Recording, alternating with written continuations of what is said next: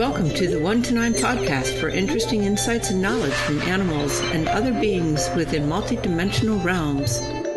Well, here we are for another 1 to 9 podcast. How you doing, Diana? I'm okay. How are you, Karen?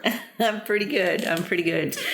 Today we have invited in the Mushroom Collective. Yes. When we had this idea, what was it, last week, a couple of days ago, the mushrooms started entering the edges of your visionary field? My mental landscape. And at first they were really clamoring to get in. But then after a couple of days, they kind of quieted down because they knew where we were going to be talking to them. So good. So they knew they'd gotten on the schedule for the next podcast. Right. Then they left you alone. So we have a little bowl of shiitake mushrooms here that are joining us in person or in flesh or however they'd like to be. They're saying hi. Hi, shiitakes. And then we're also inviting in mostly the edible mushroom collective today, right? Yes. Okay. Yeah. That's the mushrooms are so vast that we can't really invite everybody in on the same show and probably get enough information out.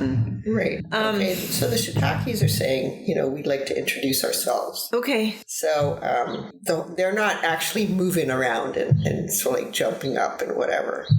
But I kind of like just see them saying, "Oh, hi, I'm the funny one." Oh, shiitake is the funny one. Oh no! Oh, they're the funny one in this. They're individuals in there, right? Oh, okay. And they each want to introduce themselves. Oh my goodness! I know, right? I mean, it's going to go fast. It's not that many. Okay. So no, I mean there are quite a bit in there, and they're all kind of like bunched together. So they're kind of like separating themselves out, and they're forming this line, and they're just going down the line. And they're saying, I'm the funny one. They're just saying various things with respect to their characters. I'm not going to go through them all because I can't really hear what they're saying. Oh, okay. But they're all different. Okay. And so this is reminding me a little bit of Snow White and the Seven Dwarfs. I'm just saying. That's right. Yeah. Because they have kind of like their unique characteristics, Okay, well, this is very interesting to know. It's like, so each mushroom is its own individual. Yes, even though they're connected, Yes, there's the mushroom physically, grid. And then energetically and spiritually, even metaphysically, right? Just like humans, they're individuals, but also connected as part of this gigantic whole. Right. And if we go deep enough into it, we're all part of the same oneness. These little shiitake mushrooms are representative of the whole grid and of mushrooms in some ways, and they're connected. I know they're connected by this great underground sort of neural pathway that covers the earth, right? Or pretty much covers the earth, maybe not everywhere. And do we find, I have a side question I need to ask, do we find any mushrooms in the oceans? Yeah, there's mushroom-like plants in there. Okay. In that they also aren't part of on the kind of like part of the grid. Mm-hmm. So they're part of the grid, or they're a different grid?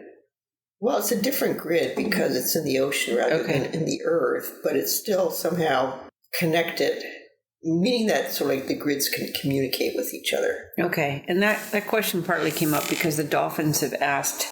Yeah, they asked to be included here because they were really curious about mushrooms. And are the dolphins curious because they have heard that the mushrooms are higher intelligence or higher consciousness or higher vibrating energy? Because we know that about dolphins. Right. Well, they're curious because they themselves cannot actually go up on land and kind of like do their investigations on their own. Oh, okay. So they're just listening in. Yeah. So they want to know more about mushrooms. Okay. Because they do know that somehow they fit into sort of like this evolution, this change that's happening now. The change that's happening now. So this is the big, like, awakening consciousness shift that's taking place and opening up more multidimensional realms for access, deeper understandings. Yes. And all right. So the mushrooms are assisting all of us with this same transition. Meaning? No, let me ask the mushrooms then, if they don't want to be shortchanged, like what percentage of this whole consciousness shift do they attribute to them? Well, they're saying like 50%. 50%. Interesting. I know. And, wow. Well, that's an interesting. So is that if we eat the mushrooms, we take part in that, or is they're just doing that as part of their existence on this earth? Well, like a free gift? They're doing it for themselves too. Okay. Right? But the fact that more people are cultivating mushrooms and more mushrooms are growing everywhere, cultivated and in the wild too, they feel that because of what the energy that they're kind of like gathering from the depths of the earth to create their networks and the mushrooms themselves, they feel that they're responsible for a lot of this. Oh, the big consciousness shift that's taking place right now. The raising of vibrational energy. Wow, thank you, mushrooms. That's really tremendous. I know. So, yeah. And it helps to eat them as well, I'm assuming. But I don't know. Definitely. It helps to eat them, yes. Okay. I mean, that's one of their functions, too. Mm-hmm. They would rather have humans and animals eat them than just kind of dying and sort of melting back into the earth. So I have Ollie here today, and I'm wondering if I should start feeding some of these mushrooms to Ollie. Oh, it all depends on if he actually wants to eat them. Oh, so that's really interesting that they take credit for 50% of the consciousness shift that's going on. Okay, they're taking credit. We don't know if that's really actually the case, right? Because like I said, they think of themselves as really important. I know, sorry, mushrooms, a couple of days ago, I referred to you as being vain. But, I don't want to say that you're too self-important, but, you're right to think of yourselves as really important. Yeah, I agree. I mean, we drive a ton of medicinal uses of mushrooms and as well as edible, and if they're actually working in the background to raise the vibration of this earth and its inhabitants, those are pretty important. And they also think that they're very, very beautiful to look at too, each and every one of them. Oh, interesting. Mm-hmm. Visual energy, they're bringing something to your eyes. Okay, also. So just by looking at them, so raising them, even if you don't eat them, can be important because it forces you to look at them more. Right. Going in the woods and foraging for them. I have right here a playing card deck with them on. So all of that is the same vibration, or do you get more vibration just by eating them? It's different kinds of vibration. And you probably get, if you eat them, you get more of the energy that's coming from the earth. But, I mean, if you're around them and if you're meditating on them or if you're cultivating them, you also get sort of an energy shift, meaning that you absorb the energy that they've created from the earth. And this is a even higher vibrating energy than plants, like diet-wise? Yes. And is it yes, they're saying yes. And it's a consciousness shifting energy as well? Yes, they're saying yeah. Mm-hmm. So if you're trying to expand and learn more and grow and have deeper understandings, eating mushrooms could help you. Yes. And they're not talking about the psychedelic kinds. No, we're talking just about plain old I was going to say ordinary. No, it's not ordinary. It's the wrong word to use for mushrooms. The varieties of mushrooms that you can find in regular grocery stores and then also specialty stores too. Right, like portobello's, oyster mushrooms. Chanterelles. Okay. Trumpet mushrooms. Enoki, lion's mane, puffballs, king trumpets. Right. Criminis. Maitakes. What about maitakes that's special? Okay. So I'd been looking at a picture of them, a really nice picture of maitake mushrooms. And somehow it was they. I was going to say it. No, they were telling me that if the maitake mushrooms actually chopped up, chopped is kind of like a bad word. They don't like the word chopped. They also don't like the word processed. Is made into smaller pieces. Would they prefer to be torn apart, or would they prefer to be cut with a knife? Okay. For some reason, they're just taking objection to the word itself, right? Right. So but they're saying, yes, you have to break them apart into small pieces. Yeah. Is there some chemical reaction that happens when you mince them? Apparently, yes. Okay, so there's a chemical that is released, and what does that chemical do for us?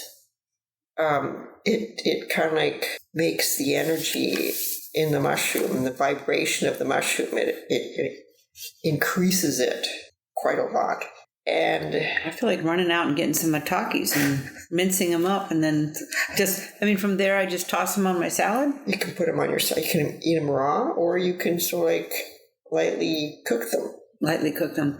So the mushrooms prefer to be cooked how? Well, they can be sautéed. Any kind of cooking method, right? Just not to the point where they're burnt and really hard. Okay. Don't roast them. No crispy mushrooms here. Yeah, no. Well, they can be crispy on the outside, right? But a lot of people put portobellos on their grill outside. They don't like that because the fires are reaching them? No, that's okay because the insides of them are still nice and soft.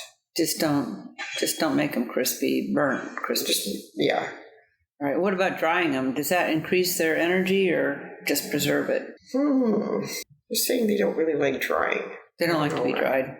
Yeah. Just get them fresh. Get them fresh. A lot of people sell dried mushrooms. I know, yeah. But they're saying, if that's the only thing that you have available to you, dried mushroom, yeah, work with it. But well, if their energy is given to you just by looking at them, if you can't get to eat the fresh ones, can you just look at a picture of the fresh ones versus dried? They're saying that you put a picture of the fresh ones in the package or on the package of the dried mushrooms, which they often do, which actually helps a lot.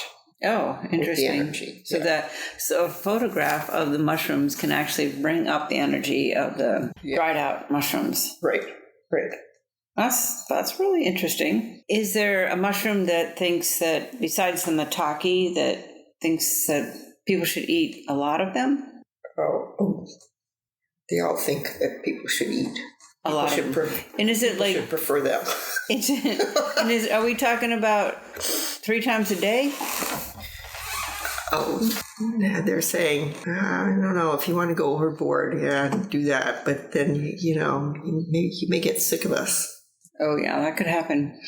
So let me ask about the mushroom coffees and the mushroom drinks where they've been pulverized into powders, and then you stick some hot water on them or any kind of water and bring them back and drink them. Well, so what they're saying is that if they make the powder from a mushroom that's been kind of roasted, so it's rock hard, right? Uh-huh. What about if it's been dehydrated and then that's like dried. Yeah, so it's less. It's less. Yeah. So these mushroom drinks are sketchy. They would prefer not to be processed that way. Would they prefer to really not be processed? You mean just eat them raw? Eat them raw or lightly cooked?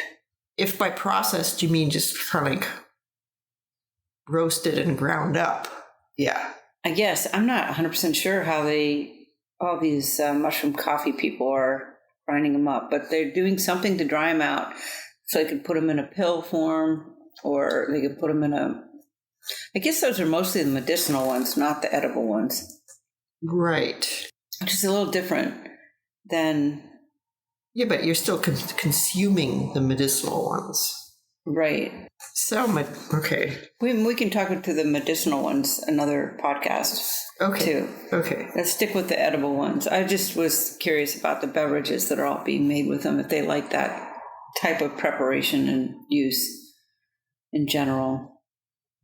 And their answer is that they're not sure about the integrity of the way they're created. Right. It does something to alter the energy. Mm-hmm. Dumb it down. It changes it. It changes it. And lessens it.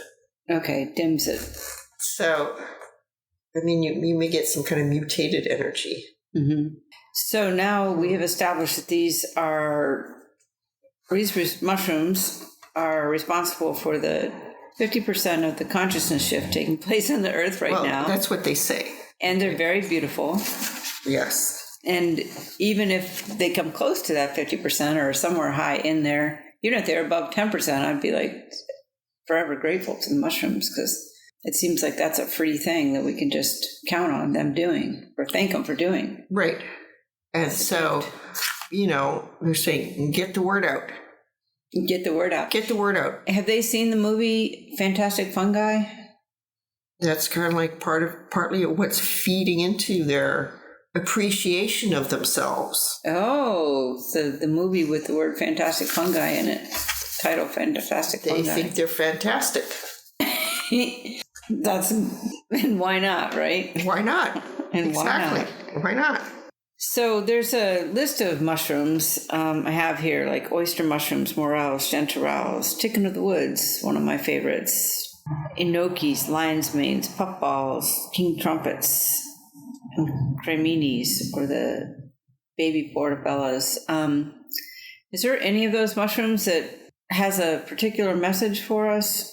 Well, I mean, basically, they're all kind of saying we're this big family, but there's these little groups that form up the big family. Just like the shiitakes have got their own little individual personalities, they've got their individual personalities. So when you're actually dealing with them, either growing them yourself or buying them in the store and then eating them or cooking them, they're saying you've got to take that into account. Okay, so they're individuals like humans are individuals. They want to be, okay, so recognize that, to see them, to recognize them, to thank them for being in your... Yes. And if you're very perceptive, maybe even see what they have to say to you, or hear what they have to say. Right, because, they could be telling you exactly what they want you to do with them. How you mean is how to prepare them. Right. How many of them to eat, all that stuff. Yeah. So you could actually go to the grocery store and hear which mushrooms wanted to go home with you. You could, right. Because this is like a relationship between the eater and then the mushroom. And it's kind of like a really personal relationship somehow. Right. But they have a fairly profound consciousness than themselves. Collectively they do, and then also individually they do too. I wonder if that's been proven yet scientifically. It takes us a while sometimes to prove things. I don't know. It's like they're all of them are kind of like really old. They're really old? Yeah. Have they been around as long as, like, say, dolphins? Yes.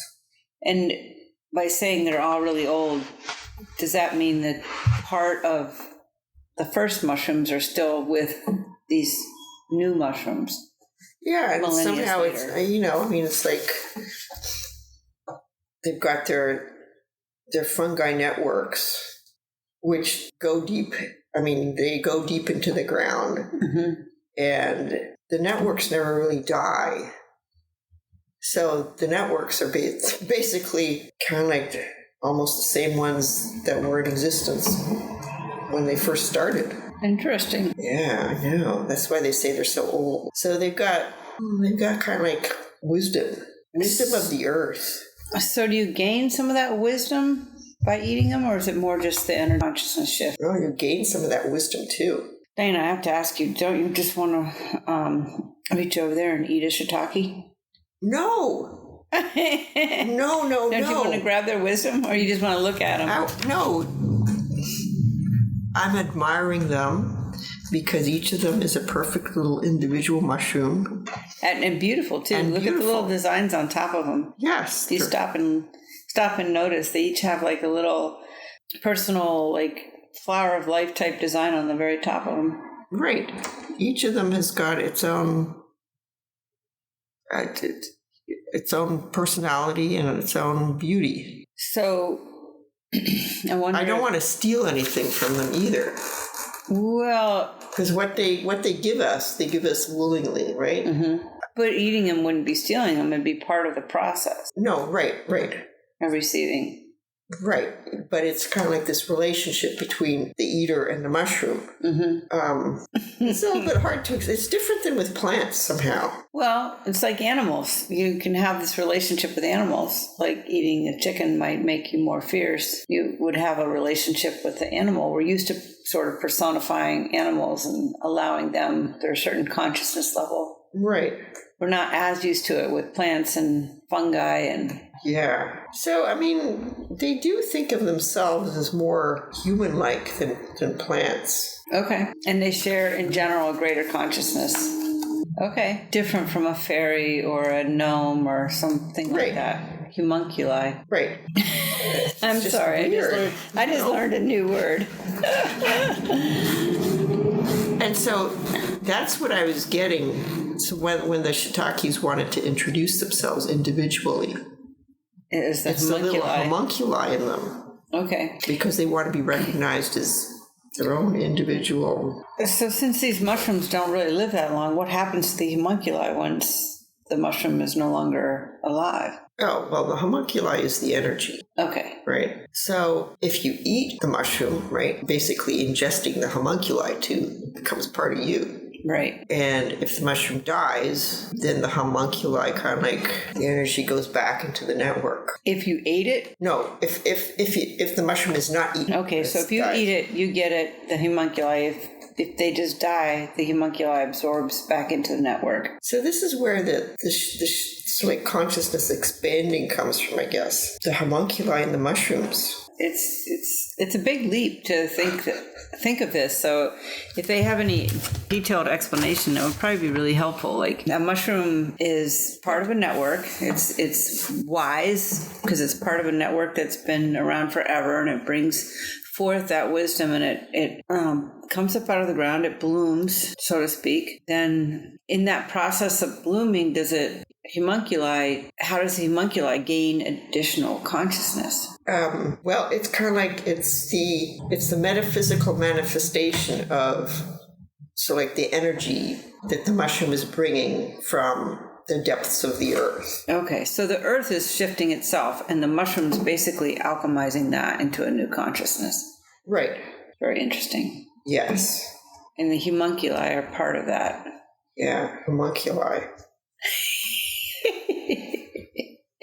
I'm going to look that word up when we're done with this podcast. But it kind of like fits in terms of they want people to think of them as more human-like, right? Mm-hmm. Right. And we already talk about mushrooms as being, they're already anthropomorphized in terms of, we call the mushroom meat flesh. Mm-hmm.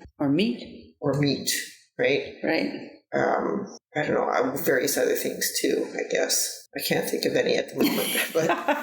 That's all right. So the maitake It has some magical powers to it. We're not exactly sure what they are, especially if they've been chopped up and either lightly cooked or added to a salad. And then the other mushrooms are all kind of in the same general ballpark of, they all bring something slightly different, but nothing really specifically outstanding like the maitake does if we eat them. Is that right? Or is that too easy to jump into that? Well, I don't want to make everybody run out and just only eat maitakes. Right. They each have got their own little flavors. I mean, but specialties. Yeah. Okay. Special kind of energy, right? But you can't really say, okay, the morels have an energy that will do this for you. Oh, you can't say that. Nah, or at least they don't want to, because it kind of depends on the relationship between the eater and the mushroom. So in general? In general, right, they all do something. They all have the capability to expand your consciousness. But they will each one of them will do it in perhaps a slightly different way. So I'm going to jump to the conclusion then that we should really probably just eat a variety of them, or we should be very thoughtful about or mindful about which ones we choose and ask them, which one of you wants to.